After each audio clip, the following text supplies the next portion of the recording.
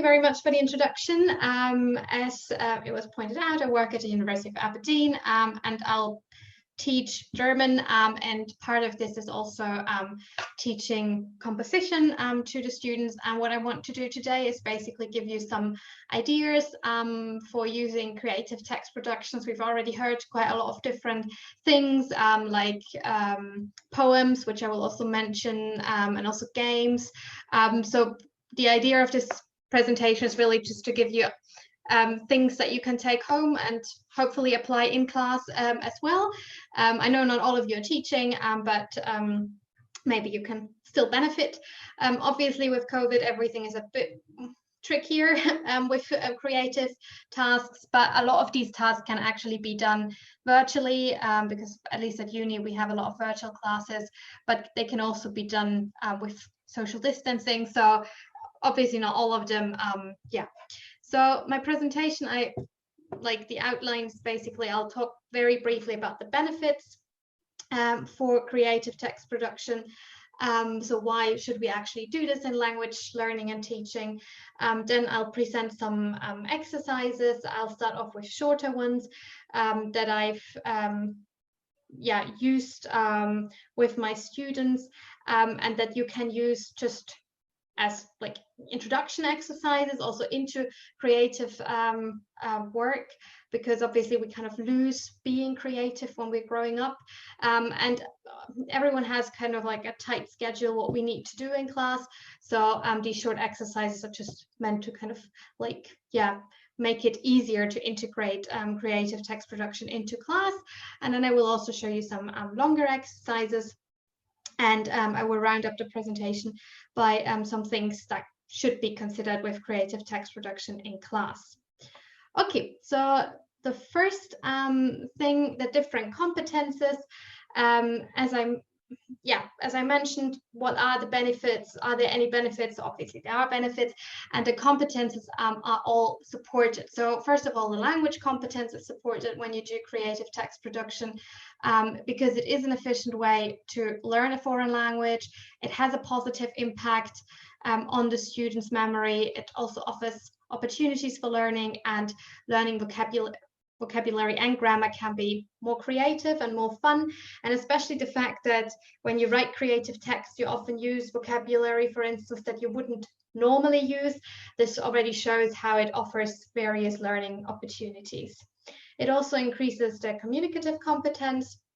So it, for instance, supports teamwork and improves the climate in the classroom, and it offers room for playful methods. In regards to teamwork, I will present various different methods, and I will show you that some of them are teamwork, some are individual, some are even for the whole class.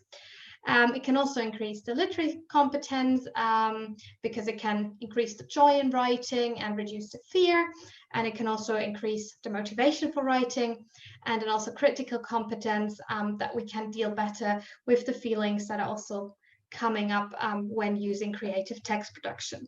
So as you can see, there's various advantages why creative text production should be used, and I will straight away start with some exercises. And the first one is called Staircase of Words. That's a short exercise, and this can also be done with students that haven't got that much language experience yet. So the idea is that participants choose a compound or a blend and write it down. So usually the exercises I show you are applicable to all sorts of languages, but I'm obviously aware that especially Germanic languages make use of compounding and blending, and with Romance languages, for instance, it's not that common. So this is a bit language dependent, and it works particularly well in German because we love compounds and long words. But so the idea is that the person writes down a compound, a blend. Usually it's best when it's two nouns put together. Then they hand it over to the next person, who then needs to add a compound or blend, starting with the second part of the previous word. So the example shows you can have front door, then the next word underneath is doormat, and then the next person needs to find a word starting with mat, which already gets more tricky. And the idea is to see how fast students can go.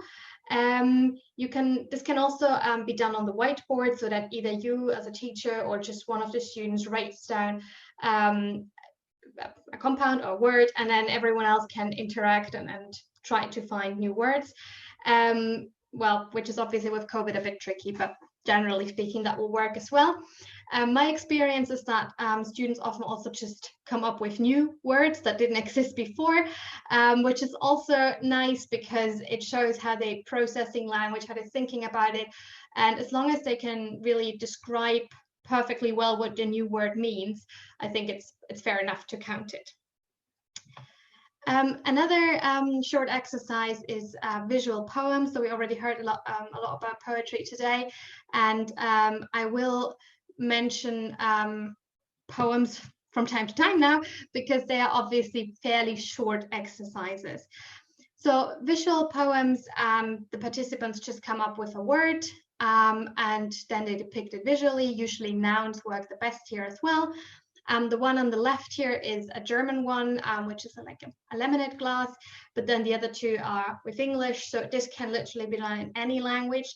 The students are really good in doing this on the computer as well. I mean, I could really do this, but they're really good in doing that, but then they can also do it manually by hand, whatever they prefer. And you can even do it like a little exhibition afterwards. Other short poems can be used are the acrostic and the 11e. There are other short poems, but I just wanted to point out these two. The acrostic is easy insofar that there's hardly any restrictions. So you just choose a word that forms the topic, and this word is written down vertically, and each letter depicts the beginning of a new verse. So here the example in English, you have waves as the word, and then you can see like all of the verses are kind of related to waves, like washing, ashore, sandy, and so on. So in this kind of poem, the students are very free. So even if the language skills aren't that advanced, this is something they can do. And again, you can be quite flexible. As I said, German has really long words, so you can even expand this a lot, but you can also use very simple and short words. 11es are a bit more tricky because there's already more structure to it. So 11es, as the name says, are poems that consist of 11 words in 5 verses, and the first verse defines the topic, and the last one can contain a punchline or an antithesis, something like that. Again, I gave you an example in English, and usually the order, as you can see from the example, is 1 word, 2 words, 3 words, 4 words, and then 1 word again. So again, the language level maybe doesn't have to be that high, but you have some more restrictions than you have in the acrostic. There's other poems that are short, like the limerick, which is even more elaborate because there's more restrictions. But yeah, there's quite a lot of different short poem exercises that can be done in class. Now I want to come to some longer exercises. Letters are obviously much longer than poems, and I brought 2 different exercises. The first one is being in love with an item, which is an individual work task, and the other one is a letter to a month or a weekday, which is working with a partner. So the first one, the idea is that a participant picks an item in the room. It can be any item really. Then they start describing the item as closely as possible for themselves. So this should be done in written form, which is quite important because, well, it's important that the students not only think about it, but actually put it down and write it down. As a next step, they should think about how the item feels. So what are the item's dreams and feelings and all that, again, in written form. And then this formed as the basis for the actual task, which is that something great happened. The item has fallen in love with another item in the room, and now the participants have to write a love letter to this other item and explain why they fell in love with this other item, when it happened, how it happened, and so on. So this is why it's so important that they kind of like personify the item in advance and also have this in a written form to really process how this item feels and all that, so that then they can write from the perspective of that item. Another idea with letters is letter to a weekday or a month. So this is done in pairs, and one person is given a day of the week and the other one a month. And then they write short letters to each other, asking how it is to be the month or weekday the other person has, and saying why it's better to be what they are. Then these letters are exchanged and the participants write an answer. And then they read the replies and they discuss their letter exchange. So the feedback I got from my students for that was usually that they found it quite tricky to have two different kind of entities, a month and a weekday, but that they also quite liked the challenge, because obviously it's quite easy to say, well, Saturday's a better day than Monday, but it's harder to come up with arguments why Monday is better than March.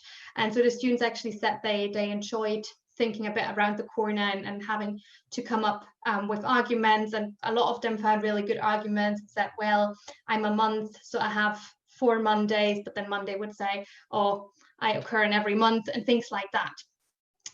So usually the students really enjoy that they get asked to think a bit more about this. Other longer exercises could be, for instance, a word potpourri, which can be individual and teamwork, and sentence extensions, which is individual work. So the word potpourri, the idea is that each participant writes down 2 verbs, 2 nouns, and 2 adjectives. Then 2 participants are put into a team and they combine their words. So now they have 4 verbs, 4 nouns, and 4 adjectives. And then they decide in which order these shall appear in the story.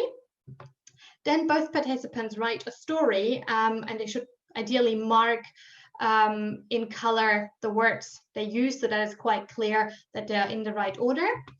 Then they exchange the stories, or they read them out to their neighbor and they check whether all the words are used in the right order, and they discuss how their stories differ. So this is obviously something that can also be done with the whole class. So putting this like up on the classroom level and just asking people to read out the stories, and everyone else can then kind of like assess how different the stories are. Another idea for a longer exercise is sentence extension, so that participants write down 5 sentences anonymously about themselves, and they can talk about their family, their last holiday, their pet, something like that. Then the participants, so the teacher basically takes all of these sentences back. The participants then receive the sentences of another student and need to write down a story based on these 5 sentences, 200 to 250 words. So this is something that you can also fairly easily do online, so that the students email you the 5 sentences and then you redistribute the 5 sentences basically. And then everyone reads out their story, and the participants need to identify the story that is based on their 5 sentences. So this is kind of like, it's an individual work, but at the same time, it includes the whole class. And I think what's important here as well is that students are really forced to listen to everyone's story, because they need to figure out who wrote a story about them and about the 5 sentences they've handed in. Another thing I briefly want to mention, we already talked about games, and also I want to mention fairy tales, because that's something I personally really like to do with my students. In regard to games, I just want to mention one game that my students really appreciate, which is story cubes. So it's not that expensive. It's basically 9 cubes. I think they have different versions as well. And on each cube, there's various different like signs, motifs, something like that. And the students then roll the dice and obviously make out a story of the signs they have. Sometimes it's quite clear what is on the dice, like a dog or a cat or something like that. But sometimes it's also not quite clear what is meant to be depicted. So sometimes they need to discuss with their, if you do it in groups, need to discuss with the other group members what is actually depicted here. And with the story cubes, you can do various different things. You can give them all 9 cubes and they need to form a story, or you can give them only less cubes and say, okay, you need to roll the dice 3 times and make different chapters of the whole story and things like that. So you're fairly free with working with these cubes. As I said, fairy tales is something I personally really like to use. You can do different things with fairy tales as well. You can let students write a new fairy tale or let them rewrite a fairy tale. We recently had a German culture week at the University of Aberdeen, and some of my students wrote a fairy tale for that. So this was all like posted on a homepage so that everyone could read everyone's stories. And a lot of them made up really, really amazing new fairy tales. Some also rewrote some, so that, for instance, Snow White and Cinderella suddenly were in the same story and were good friends, and the prince was the creep. So they were really creative about that. There's also the option to write fairy tales with an extra character or from a different point of view. So I used to do this with Red Riding Hood because it's a fairly well-known fairy tale. And then the students were given a different perspective. So one person was the wolf, another person was the grandmother, and they had to describe it from the respective point of view. Or you can also add an extra character so that people, for instance, were having a picnic in the forest and were just watching them as their real self. So my students always kind of enjoy seeing fairy tales from a different point of view and a different angle. So I want to finish my presentation. I mean, there's so many other things I could go into detail, and we also, for instance, did a longer project at the University of Aberdeen last year with our senior and junior honours students, which was a poetry slam event where students performed their own poems, which was a really, really good event. I also added some slides at the very back about this, but I was aware that I don't have the time to talk about this. So just to wrap this up, some things that need to be considered with creative text production, and I'm sure you're all aware of this anyways, but at the beginning, it's always important to start small. Students need to be introduced to creative text production step by step. We really kind of lose our creativity as we grow up, so it's important that we don't just like shock them with something bigger. But I think this is what was also mentioned early on about the games, like how do you make adults play games? Sometimes it's important to do theory first, especially with a bit more elaborate text types.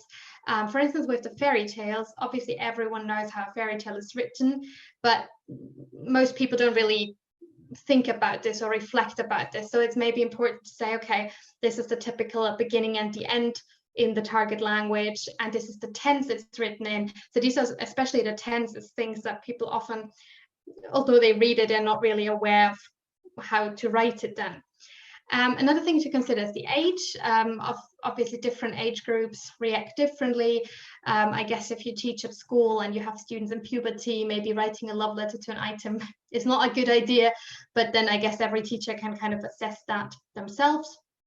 Also, the class itself, the atmosphere is important, and usually creative writing can increase or like can make the atmosphere better in a classroom, but then at the same time it's important to already have a safe and comfortable space, otherwise people won't be creative and won't really open up. Again, usually teachers are good in assessing that themselves. And lastly, the time factor is obviously a thing which happens with any task really, but a lot of students take a different amount of time, so maybe some additional exercises are sometimes needed. And just generally, I mean, I showed you some shorter exercises, but just generally creative writing takes up a lot of time, so that also needs to be considered. So that's it from my side. Thank you very much for your attention, and I can just emphasize once more, I think it's really important to use creative text production or to work creatively, but I guess we're all on the same page here. So yeah, thank you very much.